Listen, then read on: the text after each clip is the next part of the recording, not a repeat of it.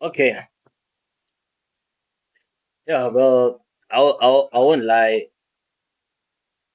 This Premier League title race is actually very interesting, you know, because when I look at the top six, you know, I see Chelsea and Arsenal are basically level on points, and Liverpool is actually leading the title race by 7 points. But it's still early days, you know. We haven't yet really reached halfway through the season. Okay, so if I'm a Liverpool fan, I would actually hold my horses for now. You know what I'm saying, and not get too overly excited. But whichever team goes into Christmas on top of the table, then perhaps that's the team that is in pole position to actually go on and win the Premier League title this season for the 2024-2025 season. But look, we're not there. Um, I want us to go straight to West London. Okay. Um, Fulham took on Brighton Hove Albion, and both sides coming into this game have had inconsistent starts to the season. You know what I'm saying? So it was just a matter of like which team. 3 points was up for grabs between both teams. So basically, none of these teams are in a relegation scrap. They're basically in the mid table. You know, perhaps basically these teams' ambition is just to finish in the top half of the table, or perhaps on the side of Brighton is maybe to finish in a European spot, like they did the season prior to last season. You know what I'm saying? So this game was a very great. It was a very interesting game. You know, very intriguing to say the least in West London. You know, yes, Fulham won by 3 goals to one, and deservedly so. They really played well. They started the game very well. They started the game on the front foot, and it was only you could only tell where the game, the complexion of the game was headed to from that particular moment in time. And on the side of Brighton, Brighton have now suffered only like their third Premier League defeat of the season. You know what I'm saying?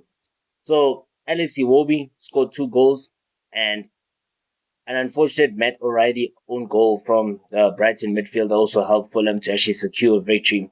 It was actually, perhaps wet and very windy, Craven Cottage. You know what I'm saying? And in the West London, they still expected to be more rains to be pouring in, in the out there the course of the day. You know what I'm saying? But as we get back into the game between Fulham and Brighton Hove Albion, the game was actually played in horrendous conditions, heavy rains as well as strong winds. But to be honest, there was no excuses for Bad Verbragen's early mistake to actually give the host the lead. You know what I'm saying? I mean, shout out to Alex Iwobi for actually capitalizing on that mistake. And it was only after 3 minutes, the Brighton's Dutch goalkeeper, he was actually looking to actually play a short pass to a teammate, which was Carles Baleba, inside the penalty area, which eventually saw Alex Iwobi, intercept and actually slide the ball into an unguarded net for his fourth league goal of the season. You know what I'm saying? It's actually a pretty impressive start for him, in a while, right? And Fulham also had a chance to quickly double their lead following that, when Iwobi actually looked to be thrown goal, only for like Eagle, Julio to come across and actually cover well. So that was actually great cover from the defender. And then as the game went onwards, we could see that look, maybe Brighton, you could smell an equalizer from a Brighton perspective. You could really smell it. And it did. You could literally smell that Brighton were actually going to get that equalizer, right? And they eventually did. It was actually a deserved equalizer, and it did come. They would actually eventually, get a deserved equalizer, just like 11 minutes into the second half. And guess who it came from? Jan Paul van Hecke. He actually did so well to actually play a lofted pass into João Pedro, who was actually nominated for November's Premier League Player of the Month award. He actually produced a clever touch to actually set up Baleba to actually fire past, Bernard Leo from 20 yards out. It was actually perhaps a lovely goal from a Brighton perspective. It was followed by some special celebration as Baleba showed his gymnastic skills with an acrobatic somersault. Although this was actually not the springboard for Brighton to actually get what would have been their seventh victory of the season, because Fulham actually retook the lead in unfortunate circumstances, right? Andres Pereira, his corner from a corner kick, it actually struck O'Reilly and actually bounced into his own net. So that was it was an actual unfortunate own goal, And then Alex Iwobi then sealed the victory with a powerful 87-minute strike for his second goal of the game to actually ensure that the West Londoners claimed all 3 points and actually move up to sixth spot. It's like a point behind, the fifth place visitors, Brighton. So, hey, getting interesting. But we'll see if these teams can actually keep up with this, brilliant start that they've had to the season. You know what I'm saying? We can see. We'll see, guys. We'll see because remember, it's only the beginning of the season. Like I said, we're not even yet halfway through the season. You know what I'm saying? And when you look at on the side of Brighton, Brighton knew that a two-goal victory, would have taken them to fourth place in the Premier League table and back above Manchester City.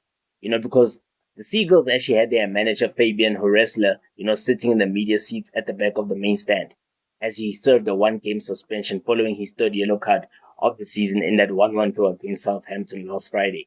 So it was maybe that type of situation whereby obviously you're missing your manager and it's that type of situation where obviously the assistant managers have to take over the reins and perhaps they come in and they implement different tactics, So you might be horrified by Brighton's early start to the game, right?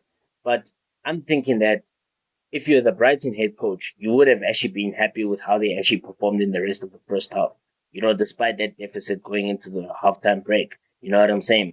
Baleba fired over with a shot on turn and João Pedro twice had opportunities, only to see Bernard Leno save, his first effort, and then for Kali Basley to actually make a vital block. So, as that particular situation whereby, yes, the better side won, but Brighton also did very well. They actually created some openings whereby they could have scored like 3 or 4 goals. Had it not been for great, Bernard Leno denying João Pedro and for some great defending from the Londoners. And you look at with that 6 goal top scorer, Danny Welbeck, missing because of a minor injury. Simon Advenga was actually one of 4 changes for the Brighton side, and he should have actually leveled with a couple of opportunities. He pulled one strike over the crossbar, and he was then found 8 yards out, by Karim Matona's pullback, only to see Leno make an excellent, reaction stop once again. So once they did equalize, Brighton actually looked to gain their first Premier League win over Fulham in the Premier League era, only to be denied by 2 more goals for the hosts in the final 11 minutes. So it was actually a welcome lift for Marco Silva's men, because they will be actually facing a tough run against the top 3, which is Liverpool, Arsenal, and Chelsea in their next 4 matches. And they may have to do without on loan Reece Nelson, who also pulled a hamstring injury, and he was also immediately substituted. So he might also have missed Sunday's game against his parent club Arsenal anyway. So you know what? But congrats to Fulham. It was actually a deserved victory. They needed it, and also tough on the side of Brighton because both teams needed a victory. You know what I'm saying? So it was just a matter of the best team actually won on